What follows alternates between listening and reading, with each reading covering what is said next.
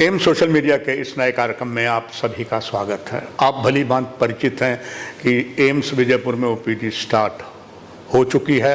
वो दिन ज़्यादा दूर नहीं जब यहाँ पर एडमिशन भी होगी और सभी प्रकार का इलाज यहीं पर होगा। उससे पहले इस बात से भी आप भली भांति से परिचित हैं कि एम्स विजयपुर लंबे समय से अलग अलग बीमारियों के बारे में आपको अवगत करवा रहा है। ये क्रम आज भी जारी है ओपीडी के साथ। और आज हेमो विजिलेंस पर एक कार्यक्रम होता है जो 2 दिवसीय यहाँ रखा गया है। और ये जो कार्यक्रम है नेशनल इंस्टीट्यूट ऑफ बायोलॉजिकली, जिसे हम राष्ट्रीय भाषा में राष्ट्रीय जैविक संस्थान बोलते हैं नोएडा का, उसके साथ मिलकर किया गया है। और इसमें महत्वपूर्ण जानकारियाँ इस 2 दिवसीय कार्यशाला में आपको मैं डॉक्टर गोपाल पाटीदार, आप एम्स दिल्ली से हैं, एडिशनल प्रोफेसर हैं इस विभाग के। डॉक्टर साहब, ये साफ साफ दर्शाता है साइन बोर्ड दर्शकों को जो देख रहे हैं, बहुत ही महत्वपूर्ण ये कार्यक्रम है। आपका स्वागत करते हुए दर्शकों के लिए ये जानना चाहूँगा कि जो रक्तदान के बाद डॉक्टर साहब क्या क्या परेशानी होती है और ब्लड डोनर हेमो विजिलेंस होता क्या है? जी सर, बहुत बहुत धन्यवाद काइंड इंट्रोडक्शन देने के लिए। तो ब्लड डोनर हीमो विजिलेंस, जैसा कि आपने बताया, नेशनल इंस्टीट्यूट ऑफ बायोलॉजिकल्स की एक पहल है। नेशनल इंस्टीट्यूट ऑफ बायोलॉजिकल्स ने 2011 में एक haemovigilance programme of India चलाया और उसके बाद 2015 में वो ब्लड डोनर्स हीमो विजिलेंस लेके आए। तो ब्लड डोनर्स हीमो विजिलेंस होता है कि रक्तदान के समय जब कोई रक्तदाता या ब्लड डोनर हमारे पास आता है, तो जब से वो ब्लड बैंक में एंट्री करता है और जब से वो ब्लड बैंक से बाहर निकलता है, तब तक हम उसको कंटिन्यूसली फॉलो करते हैं, उसका सर्विलेंस करते हैं, उसके विजिलेंस करते हैं कि उसको रक्तदान से कोई परेशानी तो नहीं हो रही है, रक्तदान के बाद उसको कोई ऐसी कठिनाई या मुश्किल तो नहीं हो रही है। तो उसको विजिलेंस करने की प्रक्रिया को हम ब्लड डोनर हीमो विजिलेंस कहते हैं। हाँ डॉक्टर गोपाल पाटीदार जी, जो हेमो विजिलेंस है इसमें क्या क्या इसका मेन रोल होता है? साथ ही साथ दर्शकों के लिए भी जानना चाहेगा एम सोशल मीडिया कि जो आता है डोनर्स, उसकी उम्र क्या होती है और उसे क्या क्या पहले प्रिकॉशन करना पड़ता है? जी सर, तो रक्तदान के लिए जो भी डोनर्स आता है, यूजुअली हम 18 साल से लेकर 65 साल की उम्र के सभी जो रक्तदाता होते हैं उनको हम एक्सेप्ट करते हैं।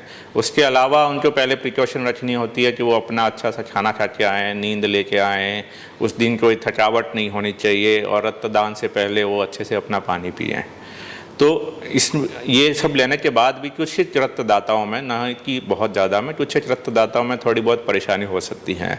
तो इन परेशानियों को हम अलग अलग भाग में भी विभाजित करते हैं। जैसे एक लोकल परेशानी होती है। लोकल होती है कि जहाँ से हम रक्त लेते हैं, हाथ के इस पार्ट से हम रक्त लेते हैं, तो कई बार वहाँ पर खून जम जाता है, खून का थक्का जम जाता है या सूजन आ जाती है। और कई बार ये होता है कि रक्तदाता रक्तदान करके जाता है तो फिर से भी इसमें थोड़ा थोड़ा खून निकलता रहता है, तो ये परेशानी भी हो सकती है लोकल। और कुछ होती है वो जनरलाइज परेशानी होती है, जिसमें होता है कि रक्तदाता जो रक्तदान के तुरंत बाद कभी बेहोशी की परेशानी हो सकती है कि वो हल्का सा उसमें बेहोशीपन आ जाए या कई बार हल्के से उसमें चक्कर आ जाते हैं, तो ये परेशानी भी होती है। डॉक्टर गोपाल पाटीदार जी, एक आम मिथ है, मैं ब्लड देने गया था, मेरी 1 बोतल खून लग गई, 2 लग गई। वास्तव में ये दर्शकों में अभी भी मिथ है, कंफ्यूजन है कि जो ब्लड लेते हैं 1 बोतल, what is the mean of the 1 बोतल? Yes sir, thank you. तो 1 बोतल का मतलब होता है 1 यूनिट ऑफ ब्लड। तो हमारा वो वजन के, रक्तदाता के वजन के हिसाब से हम उसको डिवाइड करते हैं कि अगर रक्तदाता का वजन 45, जो मिनिमम रिक्वायरमेंट होता है 45 kg, तो 45 kg से 55 kg तक का उसका वजन है, तो हम उनसे 350 ml रक्त लेते हैं। और अगर जिसका वजन 55 kg से ज़्यादा है तो उनसे हम 450 ml ब्लड लेते हैं। तो वो 350 या 450 ml ब्लड है, वो 1 यूनिट ऑफ ब्लड या 1 बोतल ब्लड उसको बोलते हैं। एंड डॉक्टर गोपाल पाटीदार जी, आपसे ये नॉलेज लेनी दर्शकों की बहुत आवश्यक है। एक ने ब्लड डोनेट कर दिया, इसके बाद कितने अरसे के बाद पुनः वो रक्तदान दे सकता है? जी सर, तो एक ने जैसे आज ब्लड डोनेट कर दिया, तो वो मेल और फीमेल में दोनों में फिर आगे हमने थोड़ा विभाजन किया हुआ है कि जो मेल डोनर हैं वो 3 महीने के बाद दोबारा ब्लड डोनेट कर सकते हैं। फीमेल डोनर्स में वो 4 महीने के बाद दोबारा ब्लड डोनर्स कर सकते हैं। उसमें एक चीज़ और होती है कि जब एक बार रक्तदान हो गया, इसके बाद कोई परेशानी ऐसी, आपका असीम अनुभव है, कौन सी है जिसे बचा जा सकता है, और अगर ऐसी परेशानी आ जाए तो पेशेंट जिसने ब्लड डोनेट किया है उसे क्या करना चाहिए?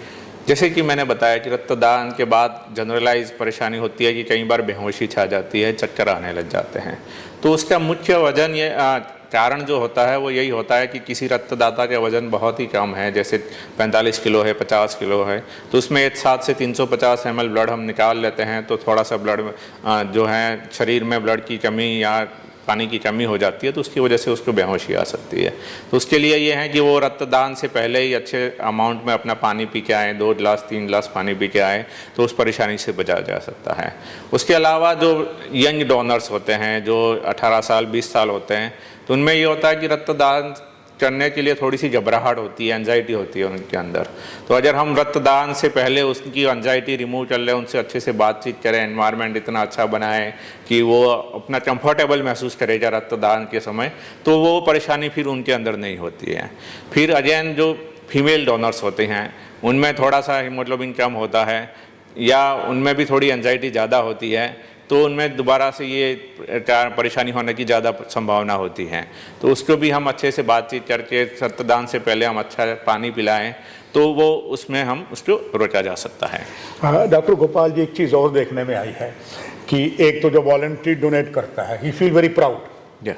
एक होता है थोड़ा सा भाई मजबूरी में मैं ब्लड डोनेट दे रहा हूँ, जी जी, तो इसका क्यों साइड इफेक्ट जिसको ब्लड दिया जाएगा उस पर तो नहीं पड़ता है, और जो एक आदमी पहले साइकोलॉजिकली में हो मेरा ब्लड जा रहा है, ऐसे में उसको ये बताने के लिए कि ये सबसे बड़ा अगर कोई दान है तो रक्तदान है, उसको किस तरीके से आप मोटिवेशन करते हैं, या आपका संदेश क्या होगा जो ब्लड डोनेट करते हैं उनके परिवारजनों को, उनके दोस्तों को, शुभचिंतकों को, कि ब्लड डोनेशन बहुत अच्छी चीज़ है? जी सर, तो जैसे आपने बताया है कि ब्लड डोनेशन आपका वॉलंटरी भी हो सकता है या रिप्लेसमेंट भी हो सकता है। वॉलंटरी ब्लड डोनेशन जो अच्छा माना जाता है, क्योंकि जो कोई अपनी इच्छा से खून देने आता है तो उसमें एंजाइटी कम होती है, वो अपना पूरे प्रिकॉशन पहले से लेके आता है, वो कोई बाहर ऐसा गलत काम नहीं कर रहा है जिसकी वजह से उस रक्त से कोई इन्फेक्शन पेशेंट को जा सके, तो इसलिए वॉलंटरी ब्लड डोनेशन अच्छा माना जाता है। लेकिन रिप्लेसमेंट अगर कोई वॉलंटरी डोनर नहीं मिल रहा है तो रिप्लेसमेंट आप अपने फैमिली मेम्बर्स में दे सकते हैं, अपने रिलेटिव्स में दे सकते हैं। बट किसी को बिल्कुल ही अनजान व्यक्ति है या कोई आपसे पैसे मांगता है कि मैं आपके लिए रक्तदान कर दूंगा, आप मुझे पैसे दे दो, तो वो आपको प्रमोट नहीं करना है, वो बिल्कुल ही नहीं कराना है। पेड ब्लड डोनेशन है वो इंडिया में बैन है 1998 से, क्योंकि बिकॉज जो पैसे लेके रक्त देते हैं उनमें कुछ इंटेंशन गलत होता है, वो ऐसे काम भी कर सकते हैं जिससे आपकी पेशेंट के मरीज को परेशानी हो सकती है, तो वो काम आपने बिल्कुल ही नहीं करना है। और रक्तदान करने के लिए जितने अधिक से अधिक आप आगे आएँ, स्वैच्छिक रक्तदान या वॉलंटरी ब्लड डोनेशन, इतना ही हमारी कम्युनिटी या हेल्थ के लिए बहुत ही ज़रूरी है, क्योंकि बहुत सारे मरीज हैं जैसे कि आपके ट्रॉमा पेशेंट, इतने सारे रोड एक्सीडेंट होते हैं उनमें बहुत ज़्यादा खून बह जाता है, उनको बहुत ज़्यादा मात्रा में रक्त की ज़रूरत होती है। उस टाइम इमरजेंसी में कोई उनके रिलेटिव भी आगे नहीं आ पाते हैं, तो वो ब्लड बैंक वही जो वॉलंटरी आपसे ब्लड लेता है उसी ब्लड को वहाँ पर यूज़ करता है। या कहीं गायनी पेशेंट हैं, माँ हैं, बच्चा पैदा हुआ है उसके बाद उनमें बहुत ज़्यादा रक्तस्राव हो गया है, उस टाइम उसको रक्त की ज़रूरत होती है, तो वो वॉलंटरी ब्लड डोनेशन से वो पूरा किया जा सकता है। या कार्डियक सर्जरी है या और बड़ी मेजर सर्जरी है, गैस्ट्रिक सर्जरी या कैंसर के पेशेंट्स हैं, उनमें बहुत ज़्यादा रिक्वायरमेंट होती है। तो इस चीज़ के लिए जितना स्वैच्छिक से अपने आप आगे आएँ रक्तदान के लिए, उतना ही बहुत ही अच्छी बात होती है। हाँ, डॉक्टर गोपाल पाटीदार साहब, आप एम्स दिल्ली से यहाँ आए, बहुत नॉलेज डॉक्टर सभी को दी। आखिर में रक्तदान महाकल्याण, एक आपका संदेश एम्स के सोशल मीडिया के दर्शकों के लिए। जी बहुत बहुत धन्यवाद सर। तो रक्तदान महादान कहा जाता है, इसके महादान इसलिए कहा जाता है कि रक्त एक ऐसी चीज़ है जो बाहर कहीं से भी नहीं मिलती है, ये आप डोनेट करते हैं तभी हम किसी पेशेंट को दिए जा सकते हैं, आप एक प्रकार से किसी को जीवन दान दे रहे हैं, इसीलिए इसको महादान कहा जाता है। तो जैसे इंडिया में ऑलमोस्ट आप अभी माने तो 150 करोड़ लोग हैं, लेकिन रक्तदान के लिए बहुत ही कम लोग आगे आते हैं, जिससे उससे रक्त की पूर्ति करने में थोड़ा सा डिफिकल्ट होता है। उसी वजह से ये रिप्लेसमेंट डोनेशन को प्रमोशन किया जाता है। लेकिन अगर आप स्वैच्छिक तरीके से आगे आएँ, आप किसी की जीवन बचाने की इच्छा रखते हैं, तो आप ज़रूर स्वैच्छिक रक्तदान करें और अधिक से अधिक मरीजों को उससे बचाया जा सकता है। हम आभार प्रकट करते हैं एम्स के सर्वा डॉक्टर शक्ति गुप्ता ने, जो इस बहुत महत्वपूर्ण मुद्दे पर ये 2 दिवसीय सेमिनार करवाया, और डॉक्टर गोपाल पाटीदार एम्स दिल्ली से यहाँ आए, आपने कार्यक्रम देखा, आप भी ब्लड डोनेशन में हिस्सा लीजिएगा। नमस्कार।